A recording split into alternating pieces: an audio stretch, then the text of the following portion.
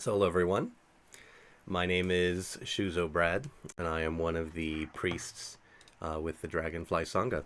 And this evening, we're going to continue our reflection on the Buddha's words, specifically on the Eightfold Path. And I'd like to share some thoughts with you about the practice of right livelihood. So continuing our discourse on the practice of compassionate action as it pertains to living nobly. And as we've talked about the last few weeks, the Eightfold Path and the Four Noble Truths were part of the Buddha's first sermon, right? And we're very diagnostic in nature. We're very much about, explaining suffering and how to relieve suffering or suffer less by finding the right or best way to go about living nobly, to reduce suffering. So I wanted to talk a bit about what the Buddha had to say about mindfully making a living, as well as how we can live out of our true self and practice the Dharma while working. So what do we mean when we're talking about livelihood? Well, to kind of use the high school valedictorian approach, the dictionary says that livelihood is a means of securing the necessities of life. Right now, for monks, the original Buddhist communities, and even still some Buddhist communities in Southeast Asia that are primarily monastic, livelihood was a slightly different proposition. Right, there oftentimes would be a patron who is sponsoring a community that you might belong to, and your way of getting your sustenance would be, through daily begging, taking your bowl and getting offerings from the townsfolk, and maybe in exchange for some teaching and other religious services, things like that. But you were sort of taken care of in that way.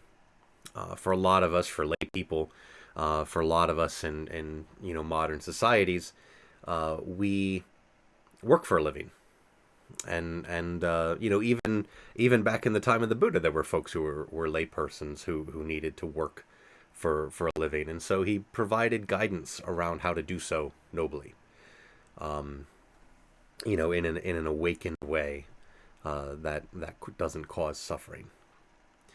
I looked up some data in preparing for this talk because I love data, and I saw a study by or a statistic from the University of Gettysburg saying that the average person works about 90,000 hours in their life, or about a third of their lives.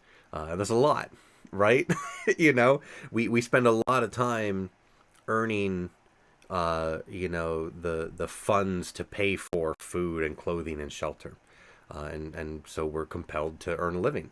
We spend a lot of time doing it. And so it's important to do that mindfully. And like any of the things that the Buddha talked about in the Eightfold Path, all of them are opportunities to cause suffering or to live out our Buddha nature and relieve suffering. Is it helping or is it harming? So let's talk a bit about what the Buddha had to say about right livelihood and earning a living nobly. So at a kind of a high level, the Buddha said that we should support ourselves legally, peacefully, and honestly. And the right livelihood being the fifth aspect of the Eightfold Path, right after right speech and right action. It kind of rolls together both of those things. And so right livelihood sort of implies right speech and right action. So, right speech, in the course of making a living, we should avoid false, divisive, harsh, and idle speech. And of course, in earning our living, we should avoid taking life, taking what isn't given to us, and sexual misconduct. Right? And so, right livelihood has strong ties with the some of the moral precepts that are a part of Buddhism. The 5 moral precepts, namely not killing, stealing, misusing sex, lying, or abusing intoxicants. And so one of the ways that you should look at your livelihood is to make sure that you are not engaged in work that requires you to break the precepts, since those harm others, they harm yourself, or do anything that requires others or encourages others to break the 5 precepts. So that's one very, kind of simple moral way to look at how you earn a living. And the Buddha was actually fairly specific about some of the jobs that you should not take in order to live nobly. So there were 5 jobs that the Buddha sort of asked us to avoid. To not be involved with the manufacture or sale of weapons. So, don't create things that kill people. Don't deal in selling living beings. So that means human trafficking, slavery, prostitution. Dealing in meat. So the sale or slaughter of animals. That we should avoid dealing in intoxicants. So, selling addictive drugs, pushing alcohol on people. Or manufacturing or selling poisons for people or animals, poisons. And, might be thinking like, hey, that's not bad. I don't do any of those things. But as was true in the Buddha's day and is still true today, it can be hard to find work. So how picky do we really need to be when it comes to this stuff? You know what I mean? Is it okay? Like, hey, if that's the only job that's available and my family's going to go poor otherwise, then, is it okay if maybe I take the job that's available? And here's the thing too, the tough question for those of us in, today with modern companies being huge, right? Thousands, tens of thousands of people all around the world, global supply chains that go through multiple countries, automation, right? So human hands aren't doing a lot of the creation and distribution of things. And also specialization. You might make a part and you don't know what happens to that part after it leaves the factory. It makes it really hard for us to be aware of how our job impacts people around us, right? So, let's say we're able to avoid working for an industry that on the outside looks to be bad. It doesn't deal in any of those 5 things that the Buddha said that we should avoid. So we're fortunate that we don't have to engage in any of those enterprises. It's still really hard to know, are our companies, because they're so big, are they on the up and up, right? And can we control everything that the company does? And we've used the example of, interbeing, how everything is connected, right? And I know there's a common example of, you have a book, and the book requires paper. And the paper was made from pulp that was produced from a tree being cut down and was, manufactured and delivered and sold. And so all of the people who go into just making one book. And if I'm the forester and I'm cutting down the tree that's going to be made into the pulp that's going to make the paper that's going to, wind up down the line, like the person cutting the wood can't know if the book is going to be printed with hate, right? So it's hard to, it's impossible actually to know the real impact of your work a lot of times, especially if you work for a larger company. So intention is important, and right intention comes back into the work that we do, and our intention should be to not harm other people. And we should be bringing right intention and action and speech into any job, even if it is a job and you find out, like, goodness, my company is involved in some stuff that I don't agree with.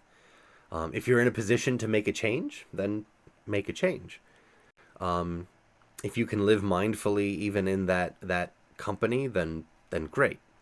If however it doesn't feel right to you, and you worry that you are contributing to an industry that is causing harm, then maybe the right choice is to start to look for something else. But understand that takes time, and the Buddha understood that takes time. And knew that we couldn't just necessarily drop a job one minute and get one the next. And that's why he provided that sort of high-level overview of right livelihood, which is, again, legally, peacefully, and honestly. And at a minimum, avoid deliberately harming yourself or other people. Make sure your intention is right. And if you have the opportunity to extend that to be able to benefit other people, to not only not cause harm, but to benefit others with your work. But right livelihood goes beyond just choosing the right job, choosing the right industry, leaving an industry that maybe you worry is causing harm in the world. There are opportunities for us to, live out of our Buddha nature and to be very mindful as we work. So let's say that we work for a wholesome company that generally does good in the world. It's very possible for people to do bad things there, and for that to not be considered living mindfully, right? So we need to make sure that our behaviors and our actions are still noble. And so what are some of the things that we can do to be mindful on a daily basis?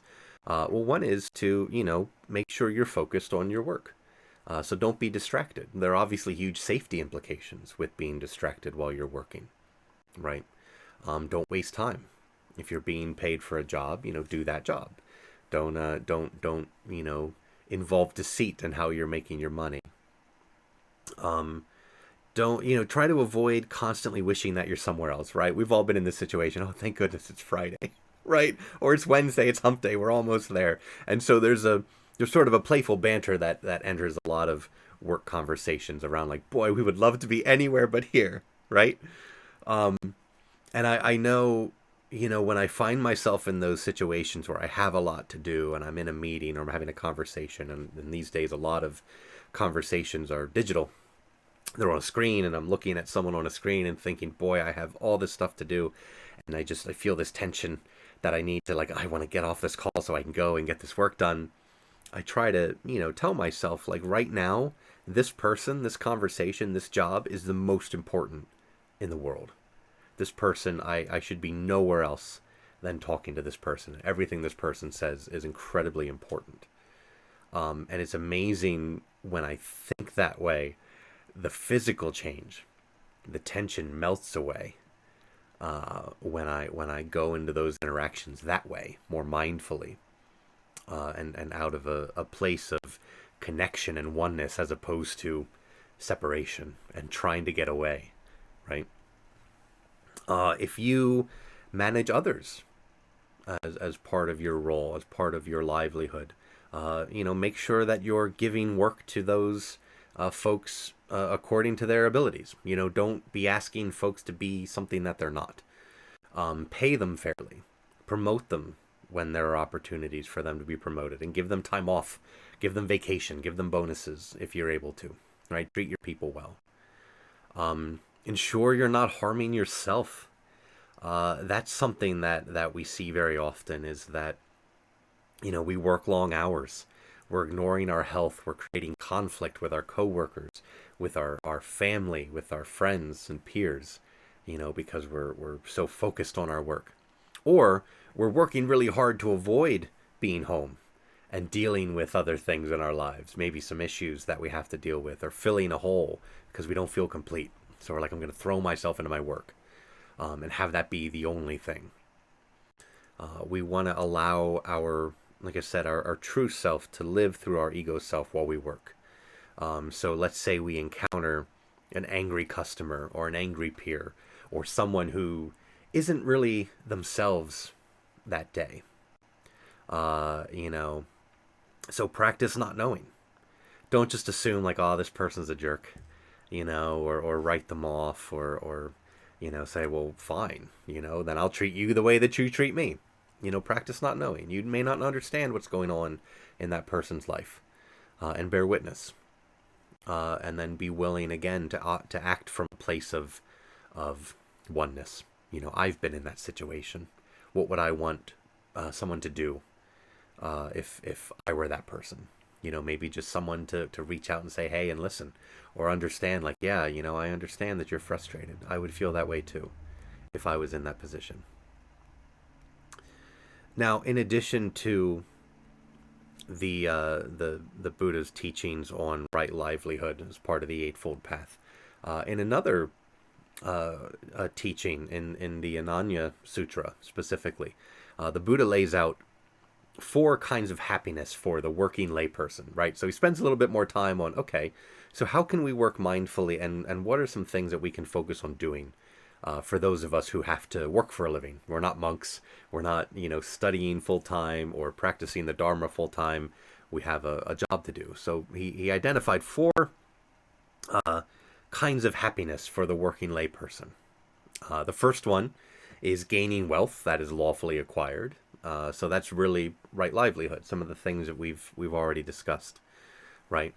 The second one is enjoying what we've earned, right? So not being stingy and hoarding our wealth, but enjoying it, sharing it with others, but also not over consuming, right? Getting caught up with, well, I need to have the best of everything, and make sure that we're not trying to fill a void with stuff, that we're just working to buy and accumulate more stuff because we think that that's going to make us happy, but enjoying the things that we earn and can afford.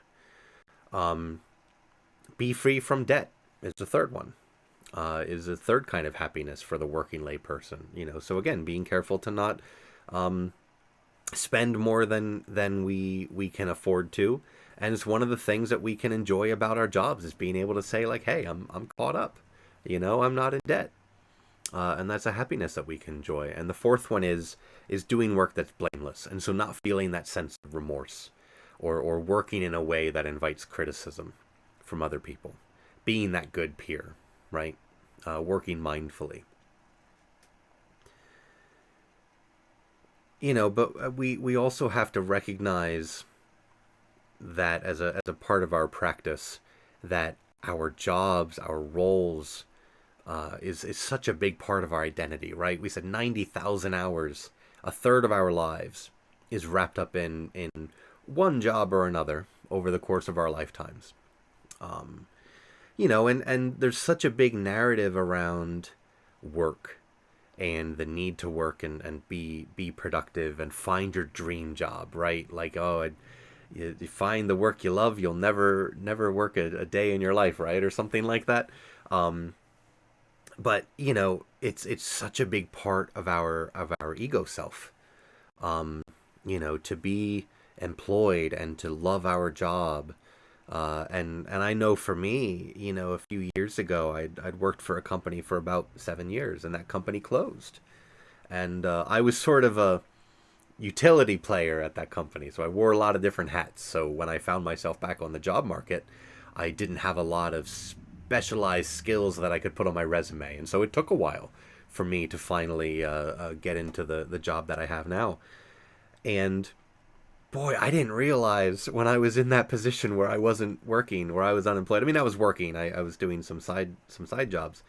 But like the hit that my ego self took in that moment, that I was like, I felt so worthless. I felt embarrassed. I didn't want to tell people that I wasn't working, right? So we're so caught up in this notion of, well, to work is to be, worth something, and you're doing it right.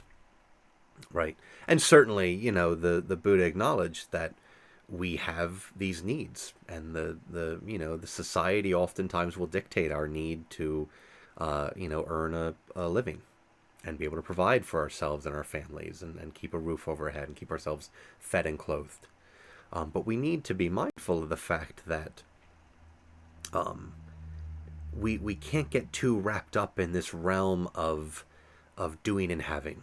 Right, and I mentioned this in my last talk on right speech too. So much of what we do and say, it comes from our assessment of our ego self and not our true self, not our flawless Buddha nature. Right, we get addicted to this narrative of success, that I have to have these things, or I have to be doing these things to be worth anything, and if I'm not, then everything just feels awful. I feel bad about myself. I get angry at other people. I say things, I do things that I don't intend to do and that I later regret. But it's useful to remember that we are already the Buddha. The Buddha is in us. And as we practice to become the Buddha, that doesn't mean that we aren't already the Buddha. We are constantly and simultaneously being and becoming. And that part of us that is the Buddha, our true self, our Buddha nature, is perfect. And nothing can affect that. Being employed or unemployed, being wealthy or poor, having a good day at work or having a bad interaction at work, having a job that you enjoy or a job that you don't like. So we do want to focus on, working in a way that is noble and relieves suffering. And we do want to make sure that we're able to take care of ourselves and our families, and can do so in a way that doesn't cause harm, and isn't involved with, weapons or selling people or manufacturing poisons or intoxicants, right? But that the way that we show up every day to work and in all of our interactions, is being lived out of our true self, and not this sense of, well, I'm not worth it, or just because I don't have the job that I want, or because I had a bad day, that we need to treat people poorly. So it's much more important when we talk about right livelihood. It's how we do our job, not necessarily what our job is, and that we show up to work as Buddhas every day and put that little bit of goodness into the world for ourselves and for those around us. So as always, I hope that you found these words helpful. If you would like to learn more about our practice or talk to someone, you can do so by visiting our website at AskSenseiTony.com. And I hope that you all have a great week at work, at home, and until I see you all next time. Thank you.